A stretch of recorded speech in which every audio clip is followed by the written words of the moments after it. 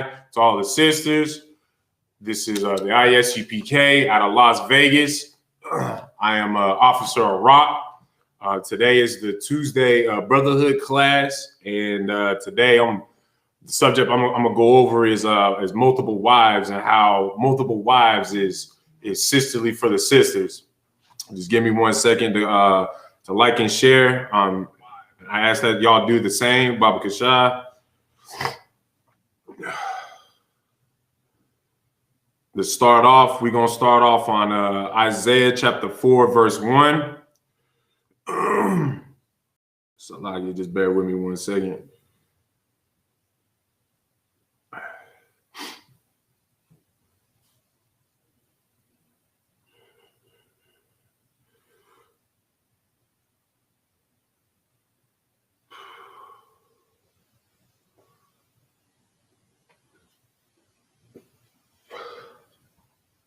All right.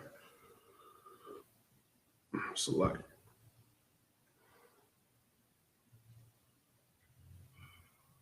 All right, so we're starting off at the book of Isaiah, chapter 4, verse 1. Go ahead and read it when you got it, sir. Baba Shah. The book of Isaiah, chapter 4, verse 1. And in that day, 7 women shall take hold of one man. Wait, how many women? 7 women. Just one woman. 7 women. Okay. Shall take hold of one man, saying, we will eat our own bread and wear our own apparel. Okay, so far already, it's already being said that in that day when, man is going to become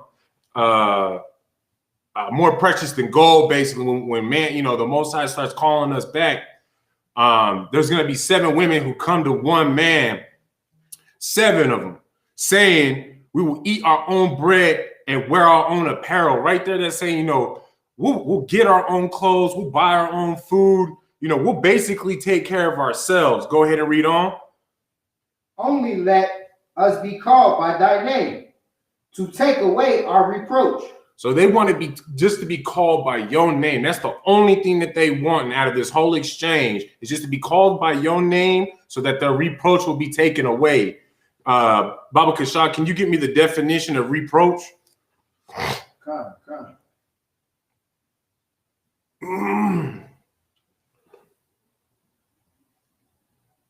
Reproach.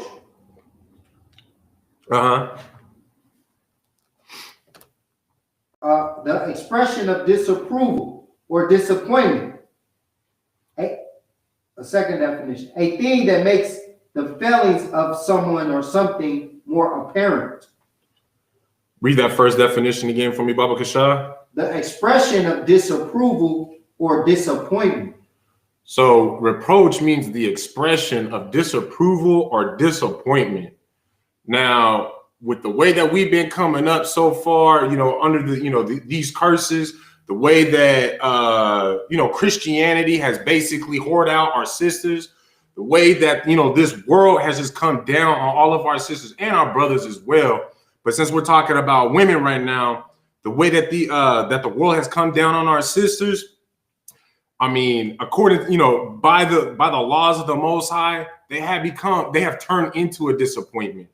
And they've become a disappointment because now, they're following into Christianity and they think it's okay to be a whore. They think it's okay to get these abortions. They think it's okay, to basically be the head of the household, or at least try to. So, with that, let me go back to that Salakia. So what they're saying, those 7 women are saying to one man, only let us be called by thy name to take away our disappointment. So no longer are they going to think that, the Israelite women in today's age are whores. Ain't nobody looks at the sisters in the ISUPK and thinks any of them are whores. These are righteous, beautiful sisters in this school because they have that understanding. They're coming to that understanding and they want to live by that. They'll have that exchange where, there'll be one of 7 women, one of 15 women, what have you, one of many women by their one husband, just so the fact that they can be, that reapproach that reproach, Salakia, will be taken away. We're going to drop that, and then we're going to go down to Romans 7:2, Baba Kasha.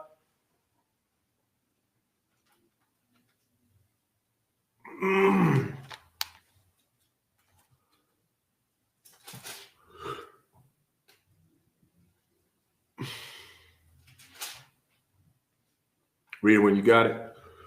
The book of Romans, chapter 7, verse 2. For the woman which hath an husband is bound by the law to her husband, so long as he liveth. What about if she wants a what was that Jada Smith did? Entanglement. What about an entanglement? She can leave with an entanglement if she wants an entanglement. Go ahead. But if the husband be dead, she is loose from the law of her husband. Okay. So right there, that's letting you know that a woman is bound by the law for as long as her husband liveth. Let's get an idea what the law says. Let's go to Deuteronomy chapter 21, verse 15, Baba Kashab. And read when you got it.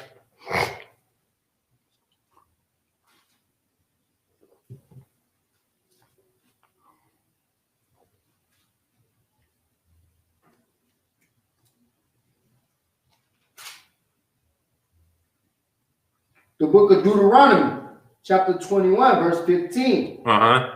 If a man have two wives, okay, one beloved and another hated. Okay, so already it's letting you know that this is a precept for both the man and the woman. The woman that have an understanding that if your man has another woman, I mean, so far it's not speaking against him taking another woman, or am I incorrect, sir? No, you're right. All right, go ahead, read on. And they have borne him children, both the beloved and the hated. And if the first son be hers that was hated, okay, verse 16, then it shall be when he maketh his sons to inherit that which he hath, that he may not make the son of the beloved firstborn before the son of the hated, which is indeed the firstborn. Okay, so right there with just them two verses, that's already letting you know that it didn't say that if a brother has a baby mama and that's his firstborn, it didn't say that if he had an entanglement with another woman and that's just his firstborn and then he comes across you, it starts off saying if he has two wives and then gives you a scenario that one of them is beloved and the other one is hated. Now, at no point did it say right there that that the brother can put away the wife that is hated. At no point. In fact, it continues to go in as it continues to go in to basically keep them unified, to keep that family whole. In other words, no divorce. Don't matter how you feel about that woman. You make your bed, you better lay in it. You wanted to lay in that bed with that woman? Well, now that's yours for the rest of your life. His or her life. Go ahead and read on. Verse 17. Verse 17. But he shall acknowledge the son of the hated for the firstborn by giving him a double portion of all that he had. So right there, that's protecting the firstborn son. So in other words, you know, his mother is not going to mess things up just because, you know, she gave him those, she gave his father those googly eyes and batted her ridiculously long eyelashes at him to woo him and whatever. And then, you know, then they lay in the bed and she ends up knocked up. This law right here is protecting that son that is born out of that, or let's say even, you know, the sister just ends up being wicked just down the line for whatever reason. But regardless, this law basically protects that firstborn son. So what is rightfully his will be his. And the way that he feels about his mother, which also in turn, you know, there's a lot of brothers and sisters that are out there, the women in particular, where the mother will have some sort of hatred towards their children, towards their child, because they have hatred for their father. Say the father left for whatever reason, you know, and of course the mother wants to try to keep the child, but wants to mistreat the child just because he or she looks like him, acts like him, what have you. Salakia. All right, we're gonna drop that, and then we're gonna go to Matthew chapter 25, verse 1. Baba Gasha.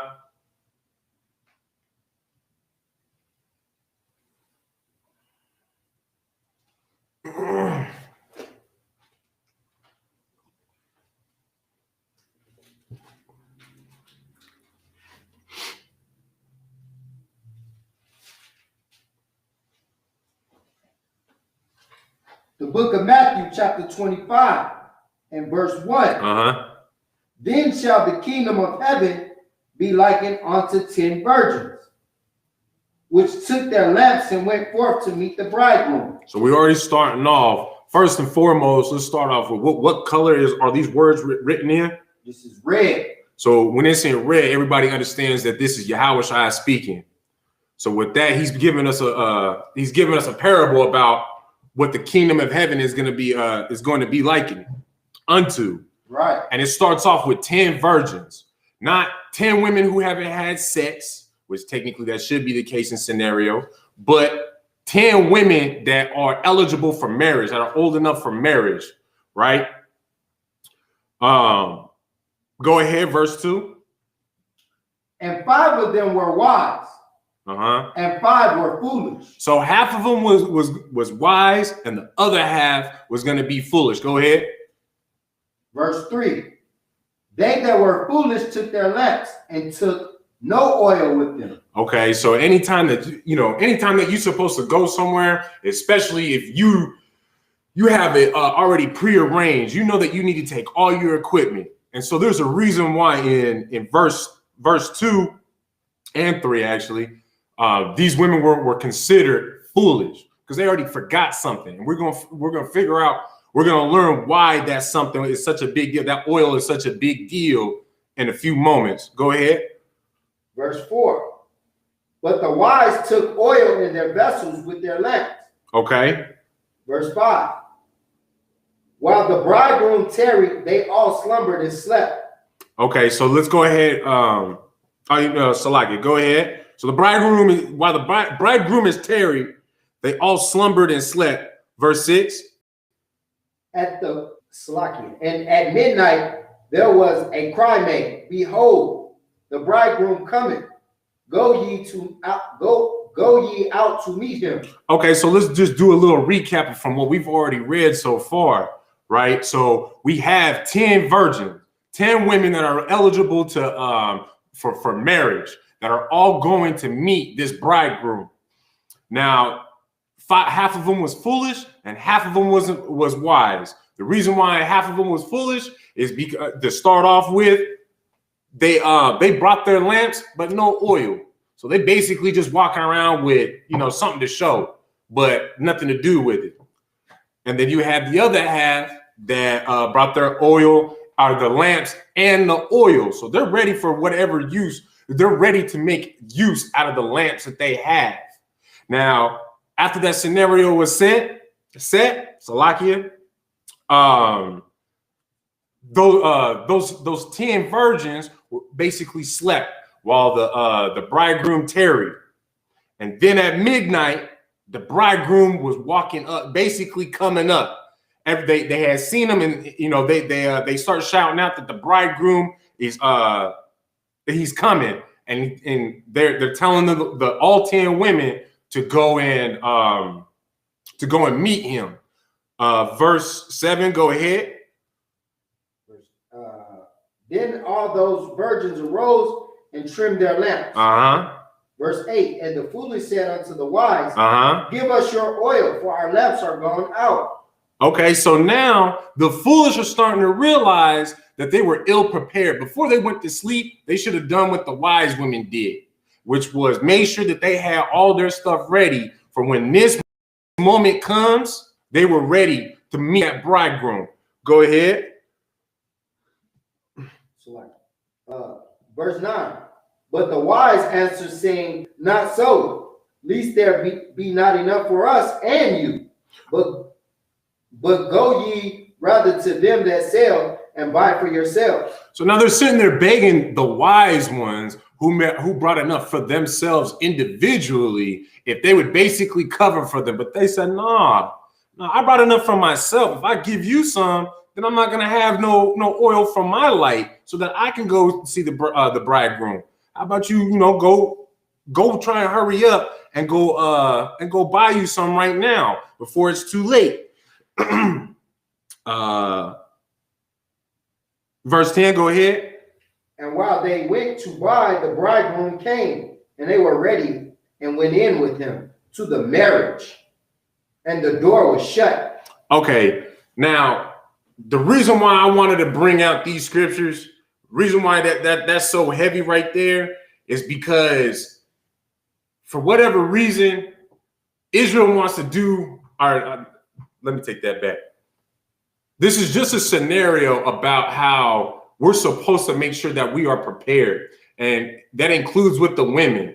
Don't try to get with the program when it's already too late, when all the good men are already taken away. And, when a man has his fill, he has his possessions that he wants, the women that he wants, and he's good on it, and he's ready to basically shut the door and close up shop. You can't be mad at nobody but yourself because you were ill prepared. Right. And I got a point too on that. Oh yeah, go ahead. If I may. And it's so heavy to the topic of multiple wives because, as you notice, they said that while the other ones went to go in, they were ready and they went in with him, meaning all of these women was righteously involved with this one bridegroom. There wasn't more than one bridegroom. So all of these women that have problems with, brothers having multiple wives, they got to understand that this was Yahushua, this was Christ comparing the kingdom of heaven. And like you said, the metaphor is to be prepared. You got those, of us right now, we are representing those 5 wise bridegrooms, and we got our oil. We're in classes. We're doing what we need to do. Exactly. You know what I'm saying? And the rest of the brothers and the Christians and all them, they're the ones that's not prepared. You understand? They're the ones that's going to be looking and get caught slipping when Christ returns, because Christ is that bridegroom. You understand? Right. When Christ returns, you understand, they're going to be looking stupid because they're going to try and get prepared. And by trying to get prepared, we already ready. You understand? But the point of it, more so being on what we were bringing out, is the fact that this is the kingdom of heaven being compared to, you know what I'm saying, this scenario. You understand? Because we know when Christ comes, the kingdom of heaven will be ushered in, right? So the fact that he would use a scenario that involved multiple wives, and this is Christ, this isn't just some regular person talking. Right. You know what I'm saying? So the fact that he would use that scenario lets all of you knucklehead women out there know that Christ didn't have an issue. Even though Christ had no woman, he still understood that multiple women are going to want your man. You understand? And clearly there's nothing wrong with it. If the kingdom of heaven, which we are aspiring to, take part in, you understand, is being compared to that scenario that is involving multiple women. You understand? It's a lot. No, kind of, sir. Like the water for that. But just real question for y'all. Off of the verses that we've already brought out, those 5 wise women that got to go in with the bridegroom, what was also taken away from them? What you mean, Salaki? Nothing. No, we read it in the first verse that we brought out. Oh, Salaki, their reproach. Kind. Oh, okay. Kind with kind. So as he's been saying this whole time, like those were righteous women who were prepared. So we're going to drop that at the water for that, sir. We're going to drop that, and we're going to bring out the book of Romans, chapter 4, verse 15. And this right here is gonna sit well with the officer, what Officer Bakar had literally just brought out about how this is Yahweh. That was just Yahweh speaking. So with that being said, he's not gonna give us a scenario about what the kingdom of God or the kingdom of heaven is gonna be like when basically what his scenario is sinful. Read when you got it. All right. The book of Romans, chapter 4, verse 15. Because the law worketh wrath, for where no law is, there is no transgression. So when there is no law, there is no sin. Because sin is what? The transgression of the law. Right. So for those of you sisters that have such a rebuttal with men having more than one woman, I mean, go ahead and show me where the law says that we're only supposed to have one wife. Now, while you continue to do that and search for that, which I know you'll never find it, we're going to continue onto the book of Genesis 16 and 2, Baba Kashad. And just, to basically go over what we just read in Romans 4 and 15, going into Genesis 16 and 2, Genesis means the beginning. So this was the beginning of it, of the Bible, the beginning of our history, basically, right? Right. So with that being said, we're going to get into the multiple wives in the beginning. The book of Genesis, chapter 16, verse 2. And Sarai and Sarah said unto Abram, Behold now, the Lord hath restrained me from bearing. I pray thee, go into my maid. Go into who? Go into my maid. Go into who? Go into my maid. Now, just really quick, can somebody tell me what it means to go into, what it would mean to go into her maid? Just really quick. Go ahead. To have sex. So, but I'm pretty sure that Abram and Sarah they're one, are they not? They're man and woman already, are they not? And this is in the book of Genesis in the beginning, correct? So off the rip, she's even insisting to her own husband, because she can't bear children, to do what again? Go into my maid. Go ahead. It may be that I may obtain children by her. Okay, so she's saying, give me children through my maid. So already off the rip, it's telling you that, it's been lawful since the beginning. Multiple wives has been a thing in Israel since the beginning, and it's been lawful since then. So like it. Is that 29? 16 and 2 that was. No, kind of what kind. Okay, so we're gonna drop that and go to the book of Leviticus, chapter 18, verse 17. Okay.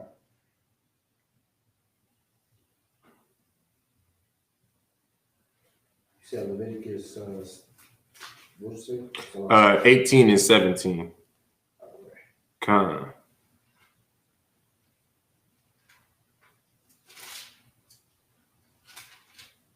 The book of Leviticus, chapter 18, verse 17. Thou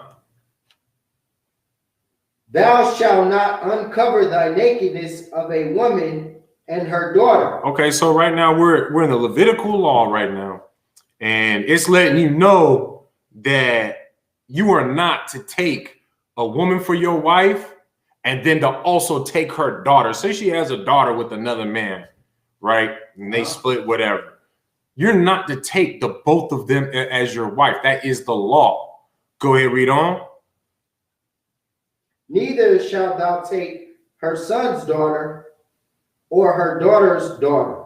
So basically, if you're gonna take that woman, you need to leave all her children and her grandchildren. It does, basically it stops with her. You don't take anything, you don't take anyone else that basically came out of her womb or out of her children's womb, and so on and so forth. Go ahead. To uncover her nakedness, Mm-hmm. for they are her near kinswomen. Right. And it is wickedness. It is what? Wickedness. It's wicked. And we all know that, you know, if it transgresses the law, you know, it's wicked. So with that being said, we're gonna drop that, go back to Genesis. Hold on. No, I was going to say something if I may. Oh, go ahead, sir. What you bringing out is so heavy because the Bible is, if you read this whole chapter, it's telling you what's wickedness, you understand, amongst these marriages. Right.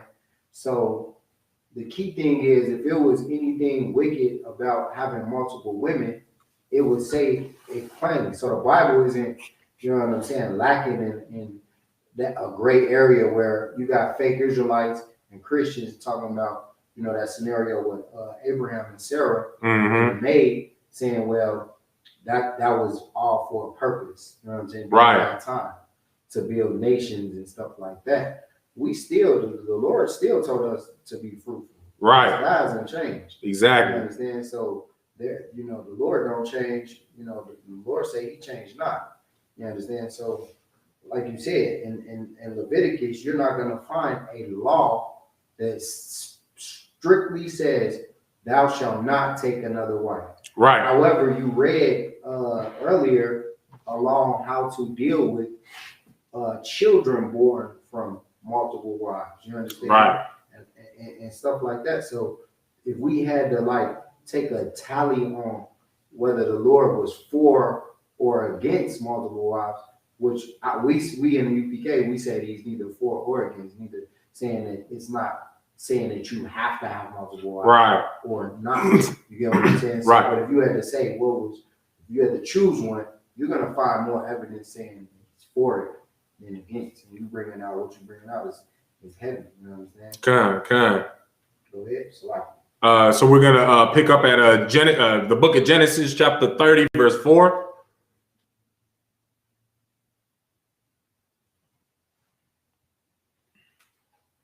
Oh, Salaki, hold on.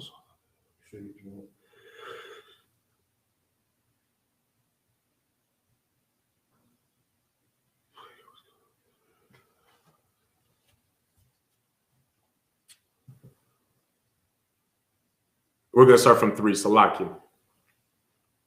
30 and 3. Kind of kind. All right. The book of Genesis, chapter 30, verse 3. Mm-hmm. And she said, "Behold, my maid Bila, go into her, and she shall bear upon my knees, that I may also have children by her." So if I may, that sounds pretty familiar, right? That almost sounds like whose father? Literally, Jacob's father, whom of which was Abraham. Then his wife said the same exact thing. Now this is Rebecca speaking to Jacob for him to go into her handmaiden as well. Go ahead. Salagia, that was Rachel, I believe. All right, Salagia, Rachel. Right. No, you're right, Salagia. No sweat. Verse 4. And she gave him Bila, her handmaid, to wife. To what? To wife. So in verse 3, it says, "Behold, my maid Bila, go in unto her." And we clarified it ourselves when we were just in Genesis 16 and 2. But now the Bible's going to clarify what it means to go in unto somebody, to go in unto a woman. So go ahead, read verse 4 again, Baba Kashah. And she have gave him Bila, her handmaid, to wife. I thought it just go in unto her. That's the same thing right there. To make her his wife. Right. And finish that out, Baba Kashah. And Jacob went in unto her. And there you go. You got it all in one verse right there. Go down to verse 9. Verse 9. When Leah saw that she had left bearing, she took Zilpah, her maid and gave her Jacob to wife. So it's already sounding like there's quite a trend starting in Genesis by itself, which again, Genesis means the beginning. In the beginning, these are Jacob's wives already, in which the 12 tribes of Israel had even came from. We are mothered by 4 women. That is what composed the 12 tribes of Israel. Right. You had something, sir? No. Oh, okay. Right. All right, kind. So we're gonna drop that and go to 1 Samuel chapter 1, verse 1 and 1.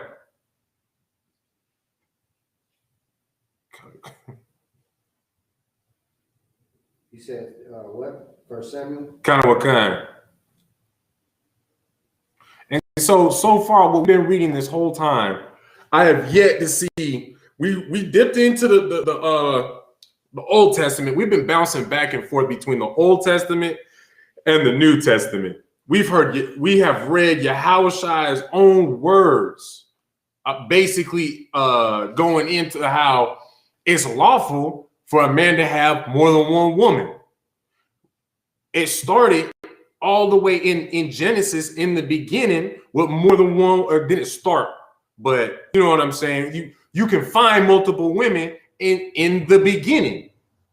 So far at no point have I seen or heard a single law that says that a man cannot have more than one woman. Read that when you got it, Baba Kasha. It's 1 Samuel 4 and what? No, 1 and 1, sir. 1 Samuel 1 and 1.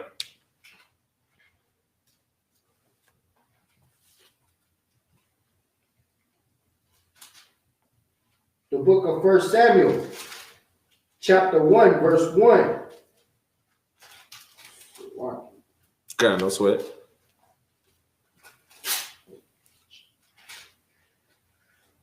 Now there was a certain man of Ramathaim, Zophim of Mount Ephraim, and his name was Elkanah, the son of Jeroham, the son of Elihu, the son of Tohu, the son of Zuph, and Ephraim. So right here, it's just giving you a quick little genealogy of Salagi. Forgive me for saying this incorrectly, but of Ramathaim Zophim. Hey, Salaki. The young man's outside. He just texted me. He said he's outside. All right, no sweat. Salaki. Should I just keep him on? Yeah, kind of. Okay. Yeah, kind of okay. So this is his genealogy. Let me let him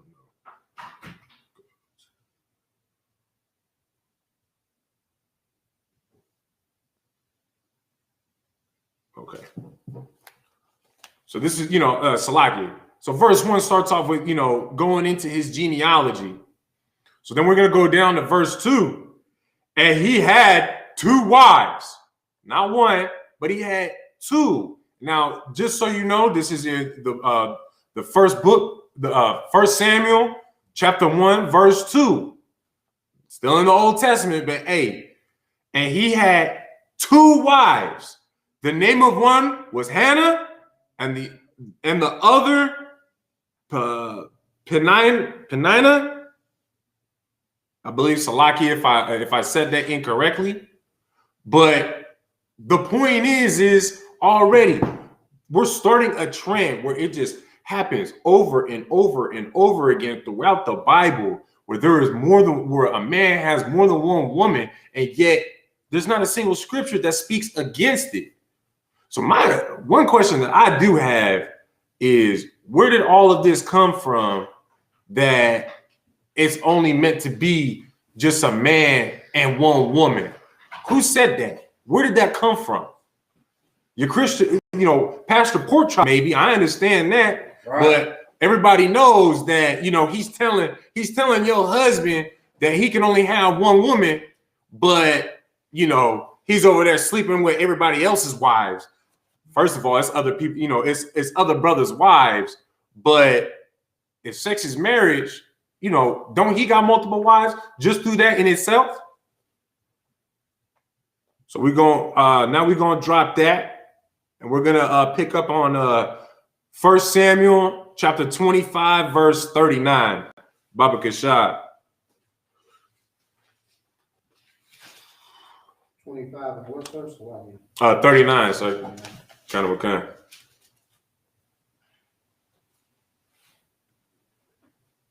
Akim got it. Read it when you got it. 1 Samuel chapter 25, verse 39. Mm-hmm. And when David heard that Nabal was dead, he said, "Blessed be the Lord, that he hath pleaded the cause of my reproach from the hand of Nabal, and hath kept his servant from evil. For the Lord hath returned the wickedness of Nabal upon his own head." Mm-hmm. And David sent and communed with Abigail to take her to him to wife. So right here, David just took a wife, Abigail. Okay, so, you know, practical knowledge. How many is that so far? We'll count one. Read on. Verse 40. And when the servants of David were come to Abigail to Carmel, they spake unto her, saying, David sent us unto thee to take thee to him. So like David sent us unto thee to take thee to him to wife. Go on. Verse 41. And she arose and bowed herself on her face to the earth and said, Behold, let thy handmaid be a servant to wash the feet of the servants of my Lord. Okay, so basically Abigail is already, you know, she's saying, okay, yeah, I'm gonna go ahead and do this, be his wife. Continue. Verse 42. And Abigail hasted and arose and rode upon an ass with 5 damsels of hers that were after her. And she went after the messengers of David and became his wife. So now verse 42, she officially became his wife after those 5 damsels were sent before her. So she's basically trailing behind them. She got there and did what she had to do to become his wife. Verse 43, go ahead. Verse 43, David also took Ahinoam of Jezreel. And they were also both of them his wives. Read that last part one more time, Baba Kashai. David also took Ahinoam of Jezreel, and they were also both of them his wives. So not only does it say both of them, but it also says wives. Can you spell wives for me, Baba Kashar, real quick? W-I-V-E-S. So it doesn't say W-I-F-E, which is singular. It says W-I-V-E-S, which is plural. Again, you know, and this is basically just going to be the theme of tonight, of just over and over again showing y'all that this is part of our culture in the first place, to have more than one woman if so you choose. It is not a law to have at least 2 wives, or like in Isaiah 4:1 where it says that 7 women will come unto a man. It's not the law for you to have 7 women. But if you choose to have 7 or 7 times 7, that is your right. Right. But you cannot stop doing what you was doing for those other wives every time you take a new one, though. Keep that in mind, though, brothers. Okay, so we're gonna drop that, and we're gonna go to 2 Samuel chapter 5, verse 13.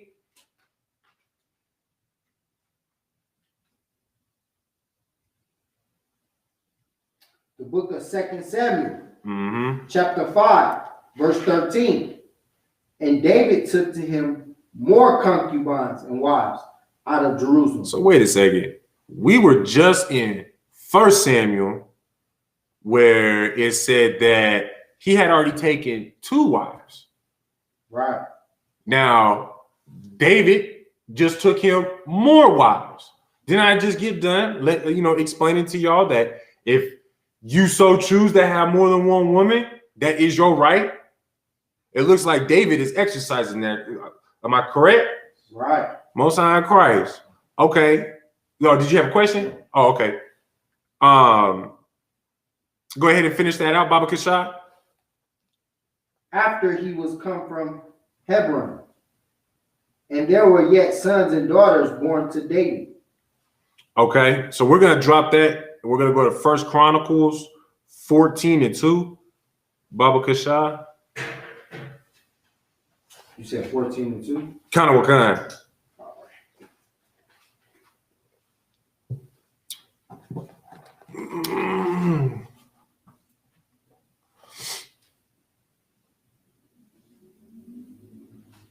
And just really quick, just to go back on my question earlier, to you sisters, or even some of you brothers out there that believe that, it's only allowed to be one man and one wife. When we're going through multiple scriptures in the New Testament and the Old Testament, where have you, going back to that question, where have you seen or heard that it's just supposed to be the one-to-one, when I've been proving this whole time that we're allowed to have multiple wives? If a young man, if you may, will you pull for me the scripture, in all things prove them, paraphrasing it? Prove all things? In all things prove kind. If that's what it is, we pull that from you, Baba Kashad? Yeah, it's in 1 Thessalonians. Kind. I believe 1 Thessalonians 5:2. Yeah, just pull that for me just real quick. Hold on to 1 Chronicle.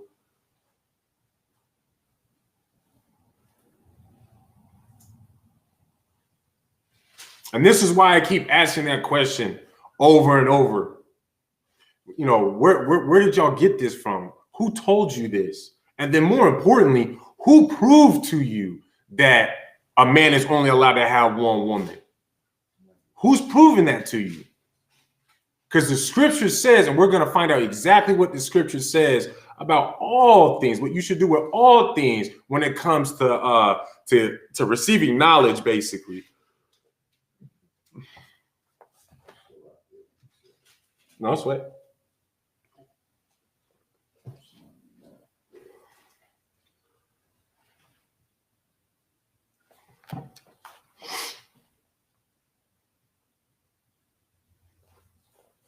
You say you want to prove all things, right? Kind of what kind?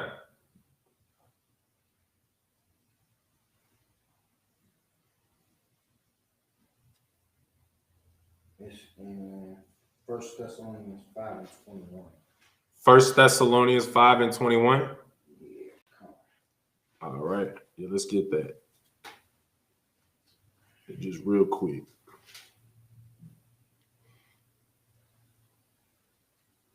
All right, I got it. 1 Thessalonians chapter 5, verse 21. Mm-hmm. Prove all things. Say again. Prove all things. But just believe in rumors. Prove all things. Whatever you read on the internet is just true, especially on Facebook. Prove all things. Okay. Hold fast that which is good. And I mean, our nation was built off of us having basically four mothers. The 12 tribes of Israel came from 4 mothers, right? Right. So that must be a good thing, because it's the 12 tribes of Israel that is God's chosen people, right? Right. Most High in Christ. All right, let's go back to 1 Thessalonians 5:21. Let's go back to 1 Chronicles 14:2.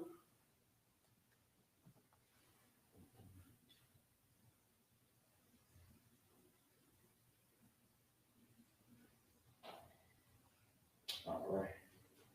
You said 1 Chronicles what? 14 and what? 2, Baba Kashah. All right. Read it when you The got. book of First Chronicles, chapter 14, verse 2. Uh-huh. And David perceived that the Lord has confirmed him king over Israel. Okay. For his kingdom was lifted up on high because of his people Israel. Mm-hmm. Verse 3. And David took more wives at Jerusalem. Read that again.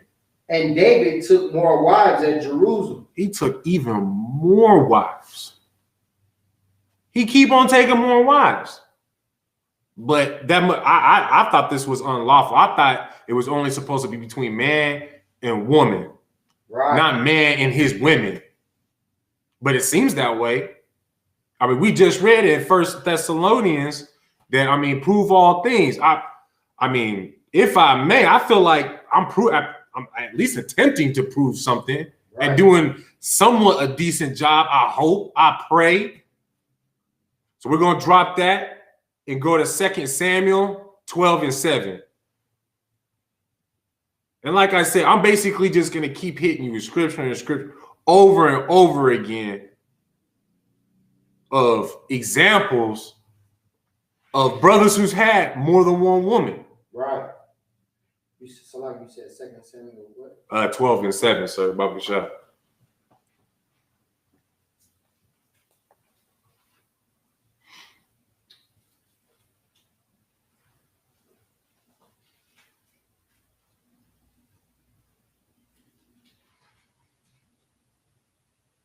The book of 2 Samuel, chapter 12, verse 7. And Nathan said to David, Thou art the man. Thus saith the Lord God of Israel, I anointed thee king over Israel, and I delivered thee out of the hand of Saul. Mm-hmm. Verse 8, and I gave thee my master's house, and thy master's wives. Thy master's what? And thy master's wives into thy bosom. So he was given even more wives over and over again. David is just, David, that man. I mean, yeah, of course, you know, he king and everything, but man, David got buku wives. Like, this is ridiculous. Right. Okay, so we're going to drop that and go to 1 Chronicles 4 and 5.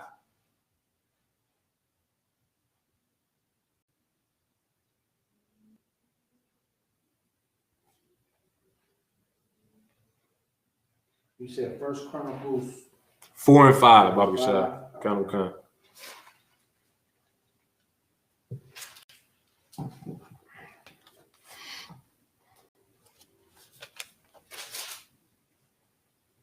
The book of 1 Chronicles, chapter 4, verse 5. Uh-huh. And Asher, the father of Tekoa, Mm-hmm. had 2 wives. How many? 2 wives. Just one. 2 wives. Nah, he was never married. Aleah and Nahara. Not Nahara. He had 2 wives. Ashur had 2 wives himself. Let's drop that. Go to 1 Chronicle 8 and 8. You said 8 and 8? Kind of what kind?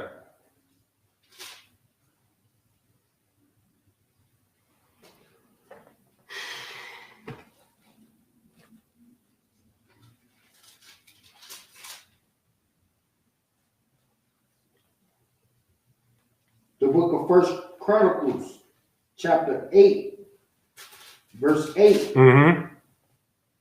And Shaharim begat children in the country of Moab. Okay. After he had sent them away. Uh-huh. Hushim and Bara were his wives. So that just named off 2 women. So how many wives does this brother have, young man? 2. I mean, at what else do we really need to say to you know what I'm saying? For people to understand that New Testament and Old Testament is written all over. Right. That is part of our story on how we even built our nation in the first place.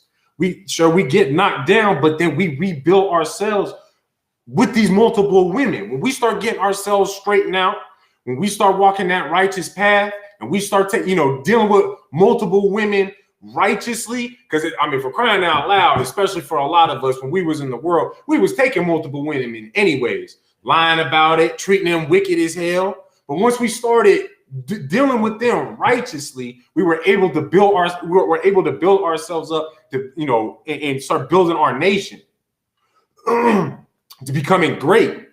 And I mean, that's why we keep seeing it over and over again all throughout the Bible, from cover to cover. Let's drop that and go to 2 Chronicle 13 and 21.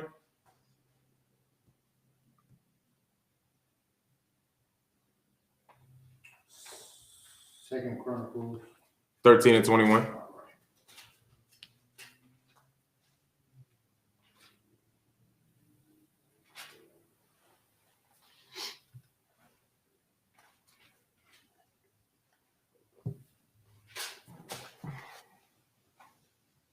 The book of Second Chronicles, chapter 13, verse 21. But Abijah waxed mighty and married 14 wives. How many? 14 wives. Good night. He got more wives than there are tribes of Israel. Right. Like, come on. But you worried. Oh, come on, man. Go ahead and finish that out. And married, Salaki, and begat 22 sons and 16 daughters.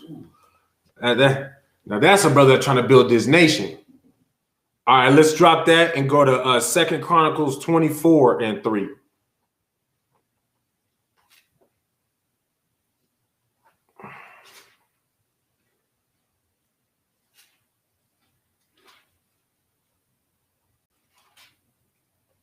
The book of 2 Chronicles, chapter 24, verse 3. And Jehoiada,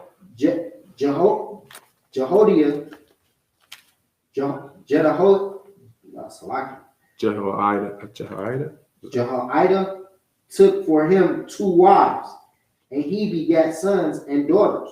So Salaki, if I'm saying his name incorrectly, but Jehoiada, yeah, I believe that's how you say it. He's got 2 wives of himself. And sure, these may not be names that are mentioned all throughout the Christian church. So for crying out loud, I don't blame you if you haven't heard these names before. I know before I started coming into the classes for the ISUPK, a lot of these names I had never heard. Right. Of course, I knew Jacob. And Jacob was one of, few people with Jacob, Jacob, King David and Solomon. I knew about them and that they all had multiple wives. But before I came into the ISUPK and I had somebody prove all things to me and begin that path to start showing me and washing away all that filthy Christian bull BS, Salakia, that they teach. I never heard these names before, but I had a brother who loved his nation enough, who loved me enough as a brother to show me these things, and so I'm trying to do the same for you. Let's drop that, and we're gonna go back to Genesis chapter 4, verse 19.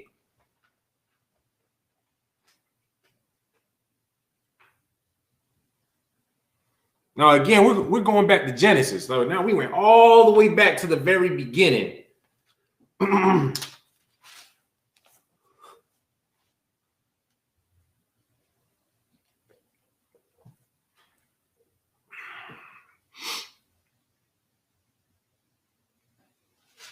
book of Genesis, chapter 4, verse 19. And Lamech, took unto him 2 wives. The name of one was Adam, and the name of the other was Zillah. That's another brother who had taken 2 wives. Let's drop that, and we're gonna get 1 Chronicles 7 and 4.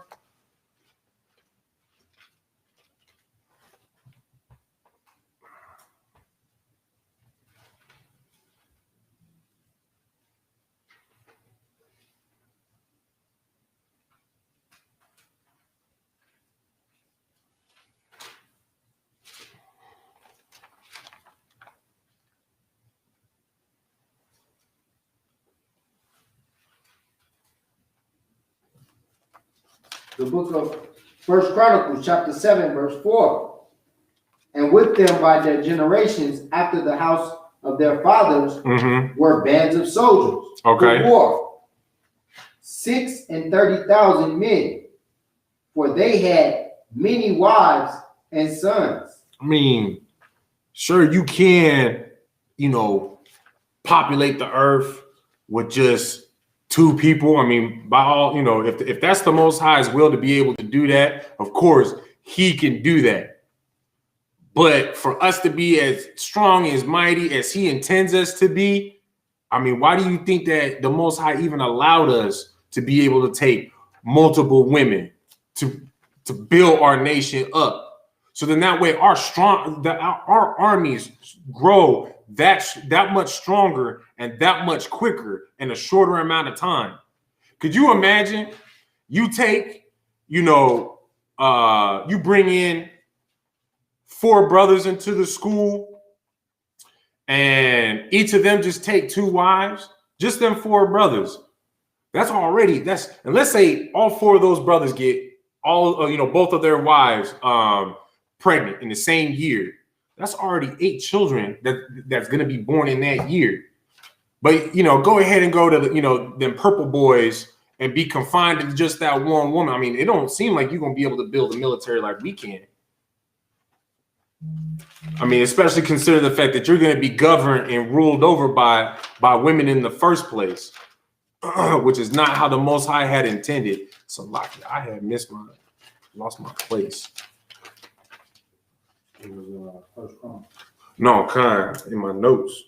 I lost my page on my notes.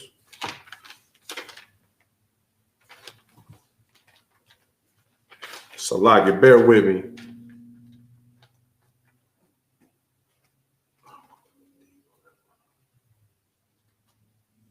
There we go. Salaki. Okay. So let's drop that and go to Ecclesiastes 1 and 9. Baba Kasha.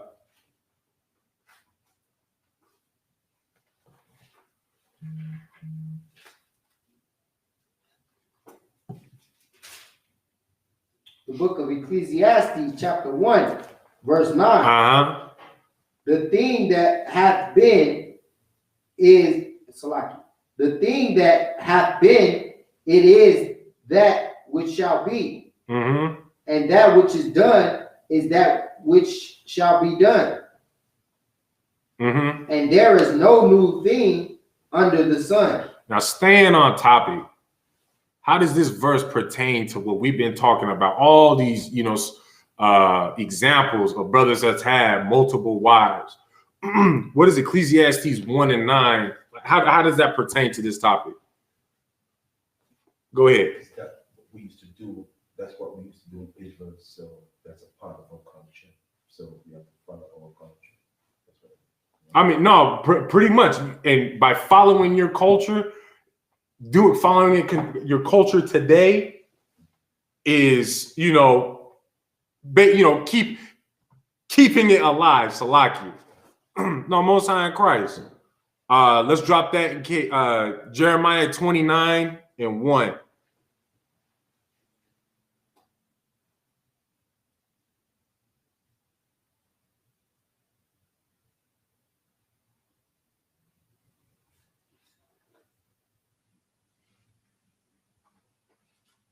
The book of Jeremiah. Wait, hold on.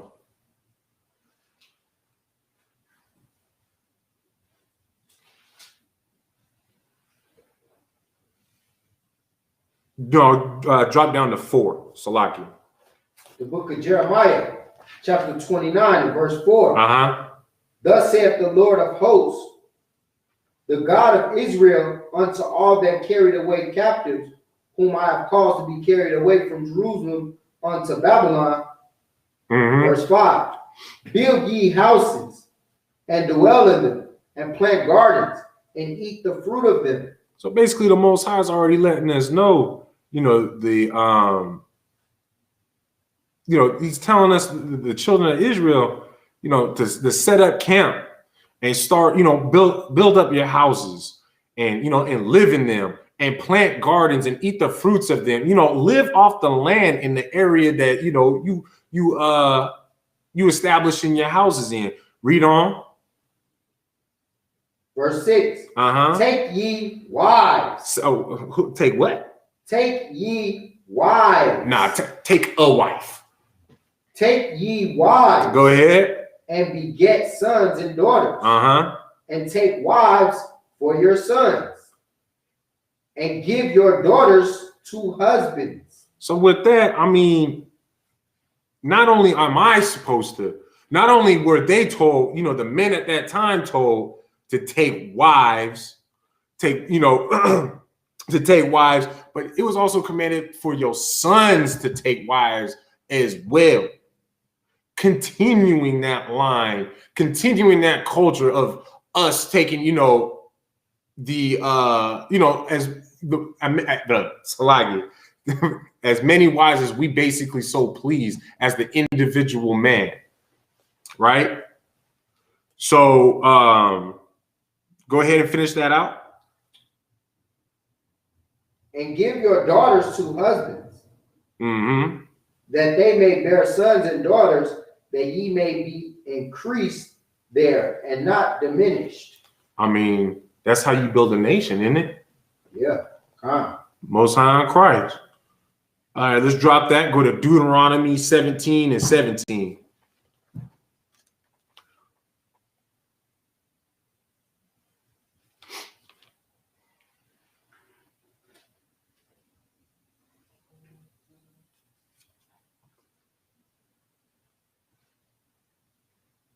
The book of Deuteronomy, chapter 17, verse 17.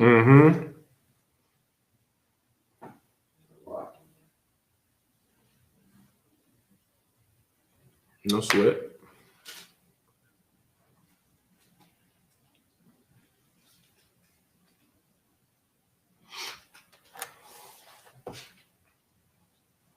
Neither shall he multiply wives to himself, that his heart turn not away. Okay, so read that slow, Baba Kashab, from the top. Neither shall he multiply wives to himself. Okay, now this might be your chance, you know, Christian men and women. This might be your opportunity to say, oh, that verse. You can't have more than one wife. You just contradicted, you know, this entire hour that we've been talking about men having more than one wife. Go ahead and read on. Neither shall he greatly multiply to himself silver and gold. No, you gotta back up, Baba Kashab. Oh, so No sweat. Let me start from the top. No sweat. Go ahead. Neither shall he multiply wives to himself, that his heart turn not away. So basically, so your heart don't turn away. If taking more than one wife will turn your heart away from the Most High, real quick, give me an example. Who took more than one wife and his wives turned his heart away from the Most High and the law, statutes, and commandments? Go ahead. King Solomon is who I had in mind. Khan. So only do not take more than one wife if that will turn your heart against the Most High. Read on. Neither shall he greatly multiply to himself silver and gold. And the same thing pertains to money. You know, don't be trying to chase money like that if it's going to turn you away from the Most High. If it's going to turn you away from these laws, statutes, and commandments. You understand? So in other words, this is still actually reinforcing that you can have more than one wife, but you need to understand yourself and know yourself that, you know, if I take me a second woman, man, this other woman, she might turn me against the Most High. Okay, then maybe you shouldn't do it. Maybe you a brother that, you know, that only needs one woman in his life in the first place. And there is nothing wrong with that at all.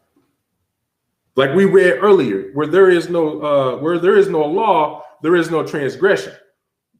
In other words, there is no sin. Ain't nothing wrong with that. Hell, Yahushua, he had no wives. That's Deuteronomy 17 and 17. Okay. You had something, sir? No, I was just gonna say, and this more so is pertaining to a if you read up to 15, it's talking about a king.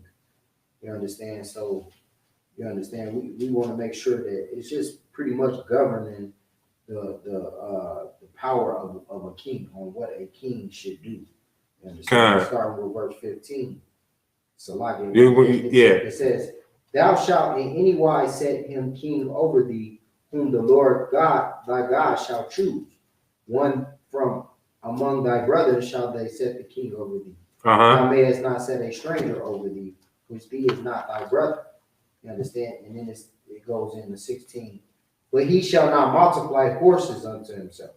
So Christians that try to use this to say that you shouldn't multiply wives unto himself, you understand, is not saying it. It's just like you said, it's talking about you shouldn't multiply wives if it's going to turn your heart away from the Most High, like the kings, like in the case of Solomon. You understand? So with this, you understand, we know that this is more so giving us an example of what a king, you understand, how he should hold his throne. You understand? He shouldn't be a king that's trying to take everything. You know what I'm saying? Right. All the gold, all the wives. You know what I'm saying? But you not being a righteous leader. You know what I'm saying? Imagine if we had Salakia, for example, our leaders, you know what I'm saying, the generals, and every sister that came into school or whatever, and they just took them to themselves. Right. Right. I'm not saying that they're kings or anything like that, but these are leaders. No, exactly. For our people, you understand? So just imagine if they were the type of men that wanted every last, you court the sister, and because of their status, you know what I'm saying, and their them being elders and older in this truth, imagine if they would just use that to the advantage of just taking every woman that came, you know what I'm saying, that came into the school. So that's why it's important that when we choose our leaders, you understand that we are getting people with the qualities who don't want, you know what I'm saying, to be selfish and, take up everything just because they're over, the congregation or whatnot. You know what I'm saying? And actually, we're gonna find it. We're gonna read an example on a king who's done that. So we're gonna go to 1 Kings 11:1. We're gonna start from verse 1. Baba Kashab. Yeah, 1 Kings 11:1. Kind of what kind?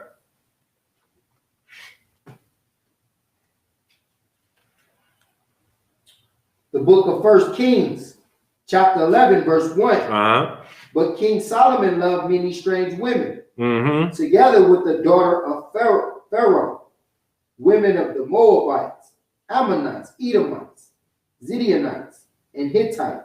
Now, just to start off, it's already saying that King Solomon loved many strange women. Their strange women are women of other nations, which we're not supposed to do in the first place. And we're about to find out why, because if you create a marriage with these women of other nations, and these next couple of verses, it's going to show you what will happen to you.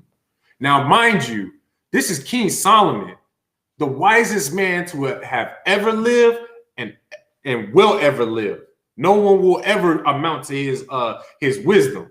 Right. So with that being, even with all that wisdom, these women basically were still able to get the best of him to turn his heart against the Most High. And here's how. Go ahead. Verse 2. Of the nations concerning which the Lord said unto the children of Israel, ye shall not go into them, neither shall they come in unto you. For surely they will turn away your heart after their gods. Right. Solomon clave unto these in love. So Solomon disobeyed completely, deliberately disobeyed the Most High. Right. Deliberately. No, even with all that wisdom, knowing basically King Solomon knew what he was doing, if you think about it. because it was already said that this would happen. I believe the first time you read that is in Deuteronomy. Let's read on. Verse 3. And he had 700 wives, princesses, and 300 concubines, and his wives turned away his heart. Now, first and foremost, let's read that first line again, just really quick. And he had 700 wives, princesses, and 300 concubines. So, from what we've already read in these first 3 verses, at no point was it said that, you know, the amount of women that he had was an issue. Right. This man had 1,000 doggone wives. 1,000. And that's not the issue. That was totally lawful. He could handle that. That was totally fine.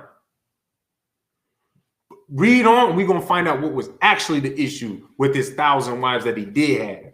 Right. Verse 4, for it came to pass, when Solomon was old, that his wives turned away his heart. Say again. That his wives turned away his heart. Okay, go ahead. After other gods. Oh. So now we're starting to paint the picture on why. First of all, we know it's okay to have more than one wife. But now we start to paint a picture as to why we're not supposed to mess with those the strange women. Right. Because they'll turn, as it says right here in verse 4, they'll turn your heart, your mind against the Most High. They'll set your mind on them, on they guys. And I'm gonna prove it to you too. Go ahead. And his heart was not perfect Uh-huh. with the Lord his God, as was the heart of David his father. Uh-huh. Go ahead. Verse 5. For Solomon went after Ashtoreth, the goddess of the Zidonians.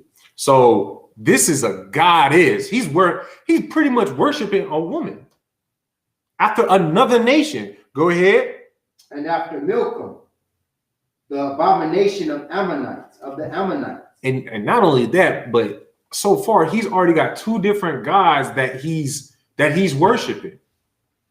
When the Most High God is the one and only living God. You had something, sir? Yeah, I was gonna say that, just like, you know, these heathen women or, you know, these other nations today. You getting with a so-called Asian woman, and you out there practicing Buddha, Right? Buddhism, or you know what I'm saying? Or you Right. with these, what else? Christian. That Hinduism. Yeah, Hinduism. Yeah. A white woman got you worshiping, you know, white Jesus or Mormon.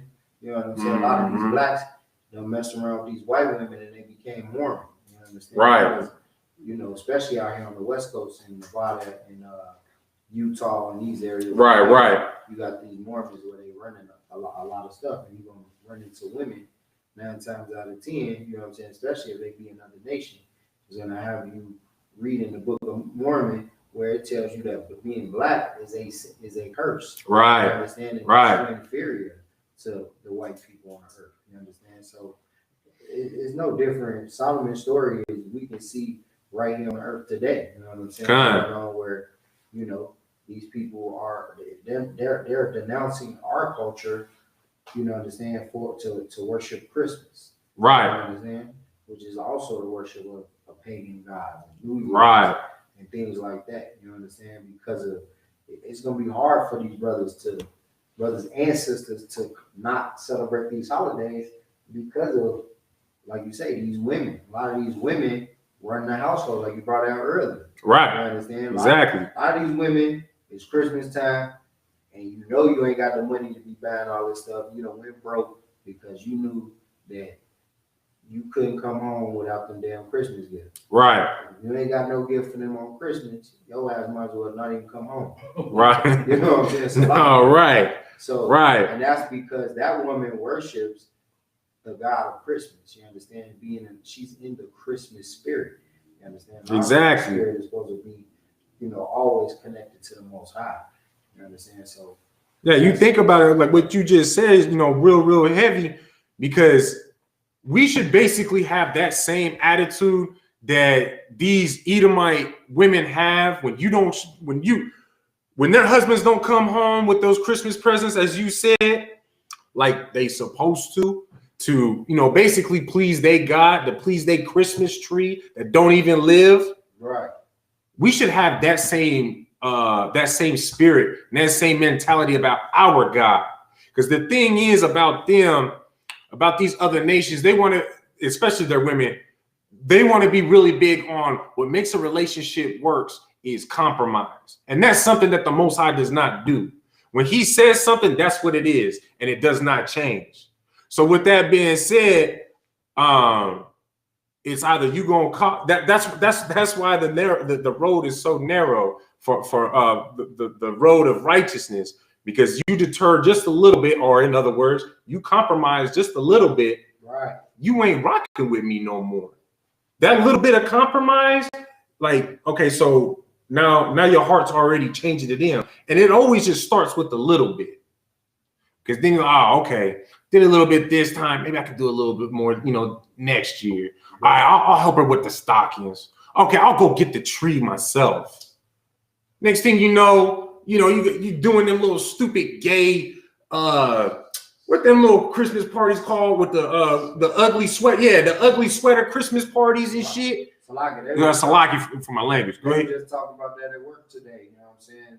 You got, because I think tomorrow's our last day before Christmas break or whatever. Saying at the job or whatnot. So they were talking about how they got to wear, one group or whatever people. Well, we got to wear our Christmas sweaters tomorrow. And I'm just sitting there like, how gay. Right. Right. How gay you sound. And that's the thing as well. Like, if you've actually seen some of those ugly Christmas sweaters that they have, yeah, they ugly.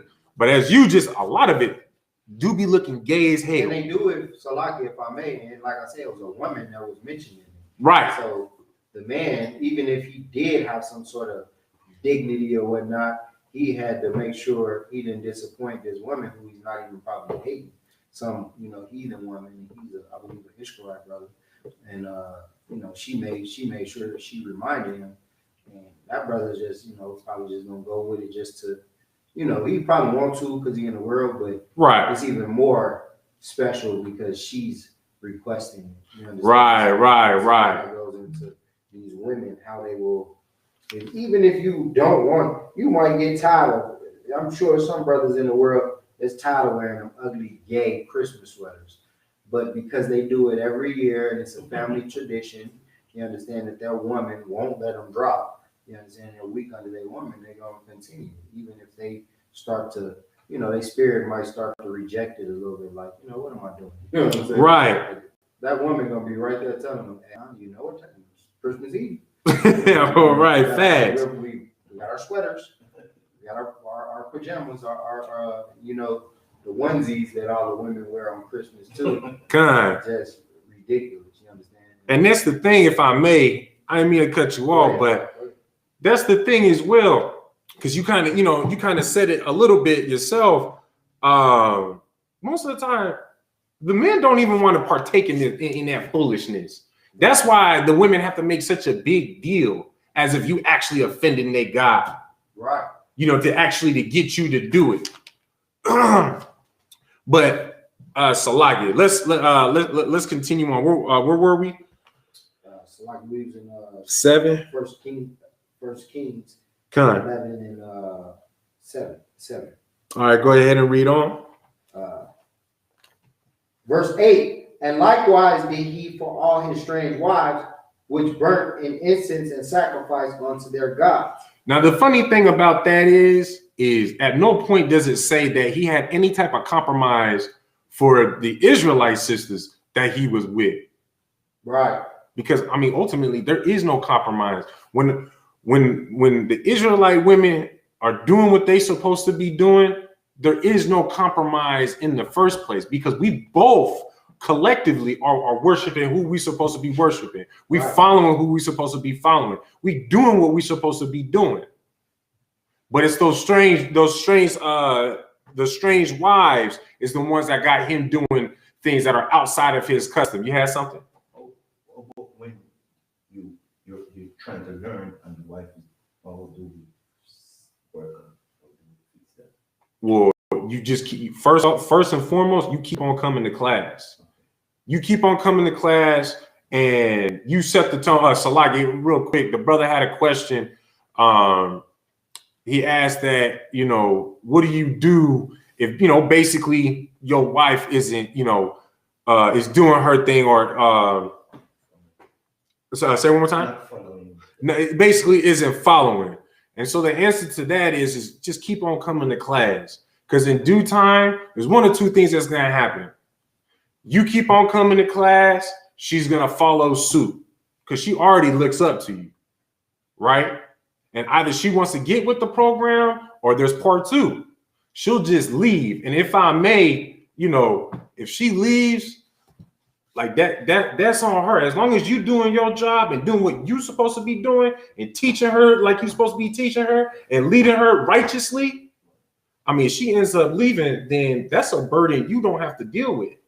She did that on her own, on her lonesome. That blood is not on your hands. You had something, Sir Salaki? I was just gonna say, so are you speaking about your household in particular, or? Yes.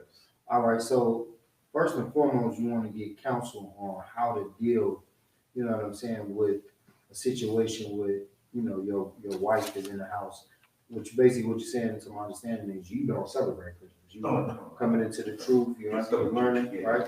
And you understand that Christmas and these holidays are wicked. Yes. However, your wife, she is still in the world, right? She doesn't follow school. Or she know about the truth, but she's still like it's hard for her to give. Yeah, that Christmas spirit is like the brother said. You remain strong. You understand, and you first and foremost, you being a man of your house, you want to always command. You know what I'm saying? Control of your house. And you can learn how to do that more with counsel. You understand? That's what you know what I mean? You want to get counsel on how to command control over your household. You understand? And that way, being that's why the Lord made us the head of our household. You understand? So that we command that control. Right. And it starts with that. Like I say, you want to get counsel and get control over your household, and then from there, you'll know what to do in those situations. But don't make no brash decisions of kicking your rib out or starting a fight. You understand? But you never know. You might have to stand up for what you believe in your household for your life's sake and your kids' life. You understand? So, but like I said, I will get counsel. But the most important thing, like the brother brought out, is for you to remain in the truth and come to class, and you don't celebrate. You understand? Because no, go ahead. It's a fight even when I bring up these scriptures. It's like it's a pushback. Although she believed, but she questioned everything. She questioned the man. We watched the videos. We watched the stuff. Well, I'll say this. She's gonna notice the change in you.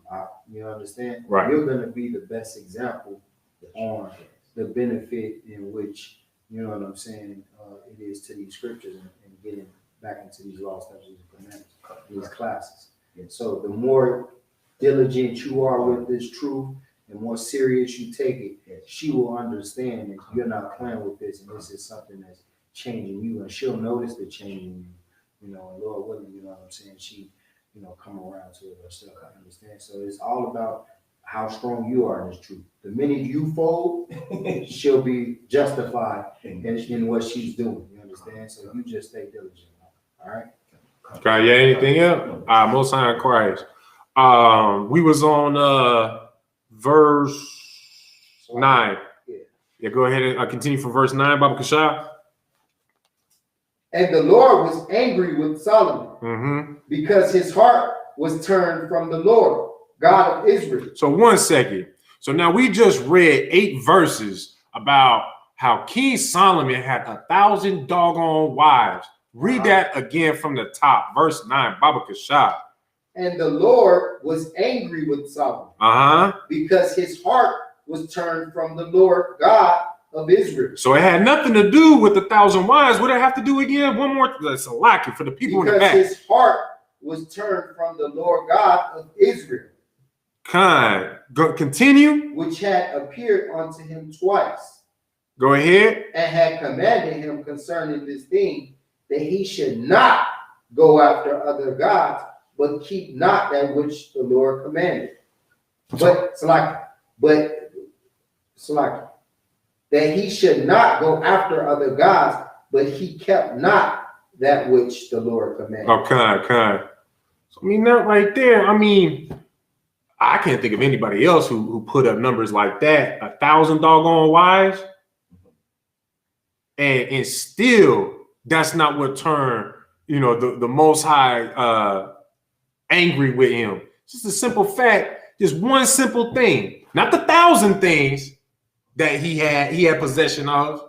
It's the one thing he did, which was allow them women to change his heart, to turn his heart away from the Most High. That's what the issue is. And that's also why we have to be mindful with who we lay with.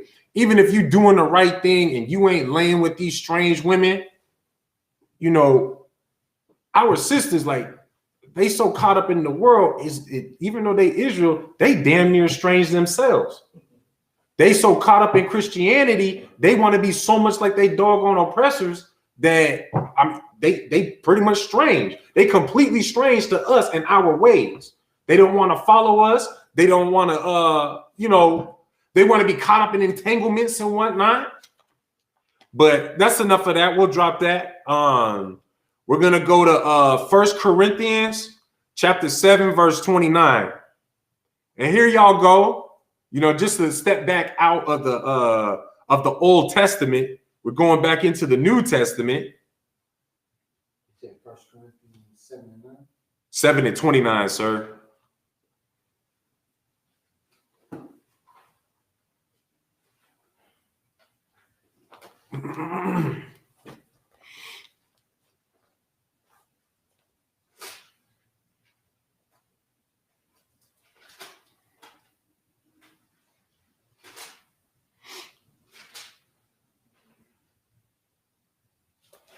The book of 1 Corinthians chapter 7, verse 29. But this I say, brethren, the time is short. Okay.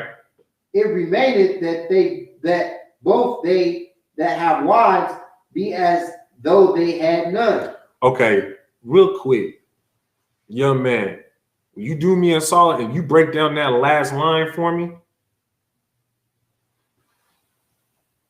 So I'll read it for you. It says that both they that have wives be as though they had none, that they had none.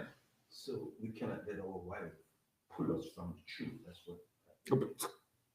Give that brother a hand. His answer was, we cannot allow our wives or wife pull us away from the truth. Basically, exactly what happened with King Solomon. Right. We're supposed to learn from them types of mistakes. But the point is, just to stay on topic as well, you know what I'm saying? That's still hitting at the fact that we can have wives if we so choose. Wives being plural. So let's drop that, and we're gonna switch over to Exodus chapter 22, verse 16. Baba Kashab.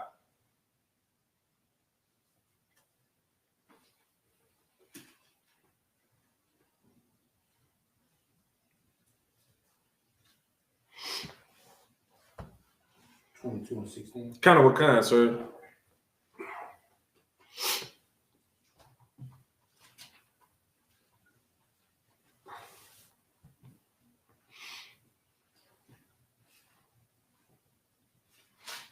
The book of Exodus, chapter 22, verse 16. Uh-huh.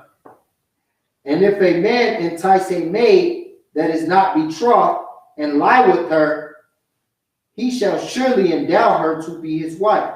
Okay, so let's just break down a couple of words first. If a man entice a maid, what does it mean to entice? Do you know? Go ahead. To entice me to show us good stuff. Go ahead. You got your phone on you? Go ahead and look up the word entice, Baba Kashab. So while he's looking that up, I got it. Oh, you got it? Okay, go ahead, Baba Kashab, sir. Entice. attract or tempt by offering pleasure. Okay, so if a man attracts a maid that is not betrothed, betrothed being, you know, spoken for or is supposed to be engaged, right? You want the definition of betrothed? Yeah, kind of what kind? You know what? Yeah, kind of what kind? Yeah, the person whom one is engaged. So as I said, you know, one that is engaged. Formal agreement to marry. Right. And lie with her.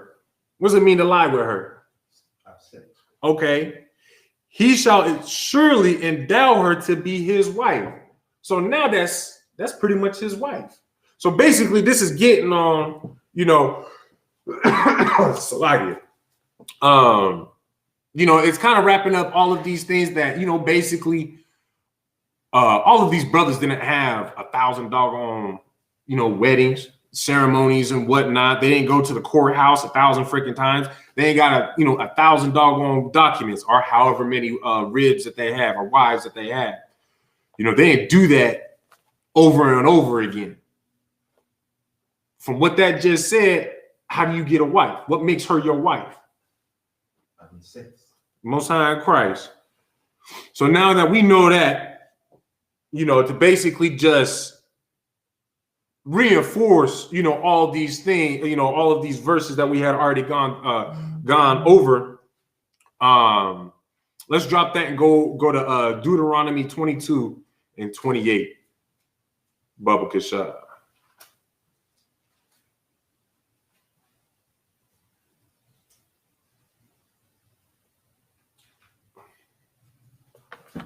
The book of Deuteronomy, chapter 22, verse 28.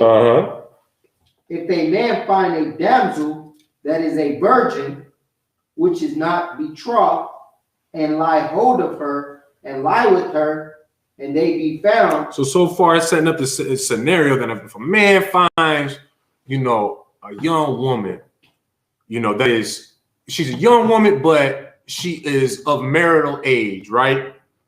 And she's not betrothed. So now we just had a scenario where she may have been betrothed. Oh, wait, no, Salagia. No, kind of Salagia. I'll take that back.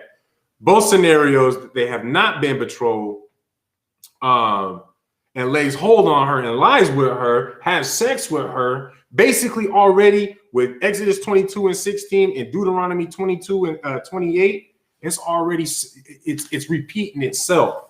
It's giving you multiple accounts, but it's saying it over and over to basically drill in your head that, hey, man, if you lay with this woman, if you lay with the woman, that is your wife. Right. You understand? No, we ain't gonna hit on that one. Let's go to Exodus 21 and 10.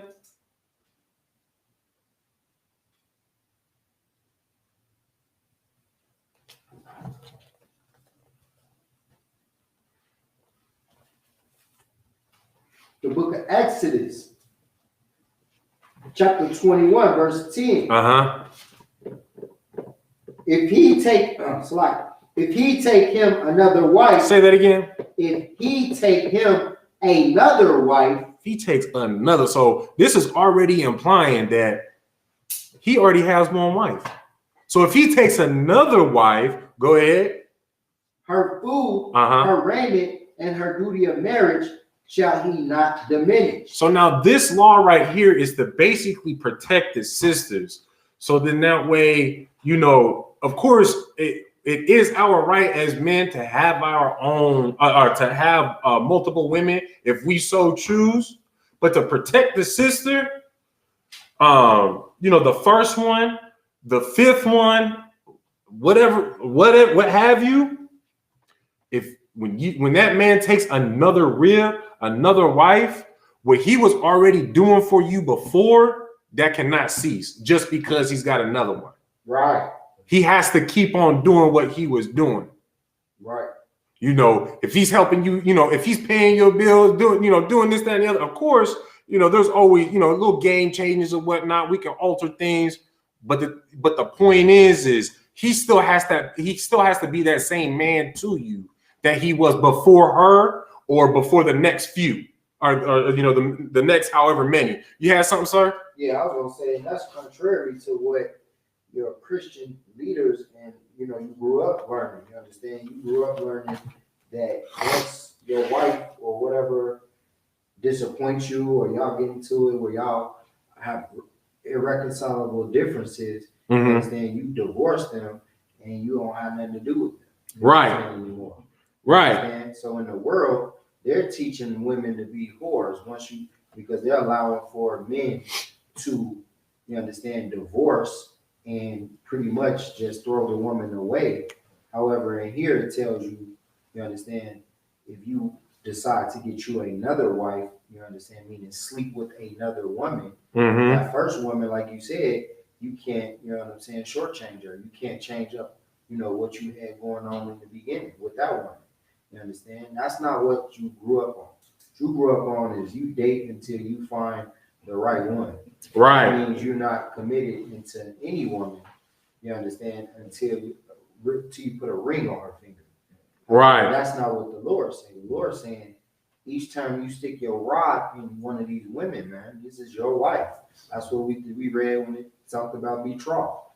You understand? So, with that being said, this is why this kingdom is so wicked, and these Christian leaders, they're not explaining this, you understand, to their members. They don't care about, the well-being of our women. That's why they can't be rulers and leaders over our women. We have to be the righteous leaders of our women, so get them to understand that this thing we got going on, once we have sex, you understand, this thing is forever. You understand? It's serious implications behind it. Right. So go ahead. No, at the water for that, sir. So we're gonna drop that, and we're gonna end it on the book of Baruch, chapter 4, verse 1. Baba Kashah, sir. That's a there you go. Chapter 4, verse 1. What kind, sir?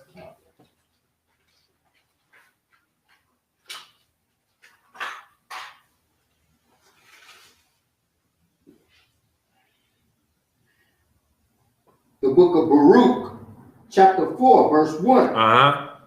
This is the book of the commandments of God and the law that endureth forever. That endureth for today.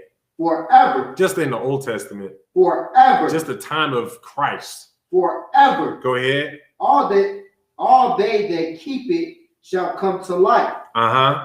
But such as leave it shall die. So with that being said, this is for both, the sisters and the brothers. Sisters, you need to come to understand that it is lawful. It is okay. It is a man's right that if he so chooses, he can take more than one woman. It is within the law. Where there is no law, there is no sin. And nowhere was it written that a man can only have X amount of wives. Nowhere was it written that. You know what I'm saying?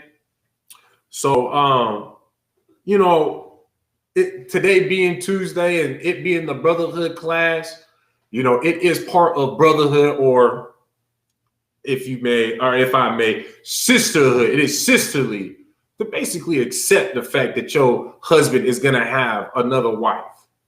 And if he does do that, you should be glad that somebody else saw that your husband was worthy and not worthy, but was what's the word? Not attractive, but I can't think of the doggone word. Salakia, but desirable by others, and that he can also deal with her, you, and however many else righteously. You should take pride in that. And of course, a man who's going to do that and can do that can only be found in one place on this earth, and that's in the ISUPK.